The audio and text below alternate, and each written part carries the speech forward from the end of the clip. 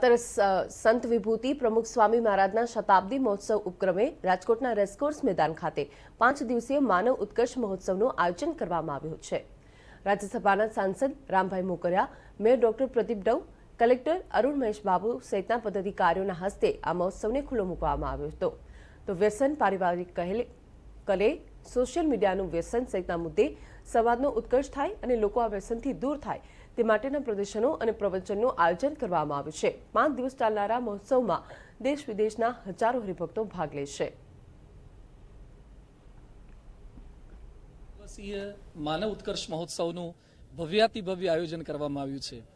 સમાજમાં પ્રવર્તમાન છૂટાછેડાની ઘટનાઓ, હત્યા, આત્મહત્યાની ઘટનાઓ, પારિવારિક પ્રશ્નો, શારીરિક પ્રશ્નો, આર્થિક પ્રશ્નો, આ તમામ સમસ્યાઓના સમાધાન મળી રહે અને માનવની હાઈટ વધી છે, બિલ્ડિંગની હાઈટ વધી છે, પણ માનવતાની હાઈટ વધે, સફળતા, સંસ્કારિતા, સંવાદિતા, સમર્પિતતા અને સાર્થકતા, આ 5 મૂલ્યો સાથે 5 દિવસ વિવિધ વિષયો પર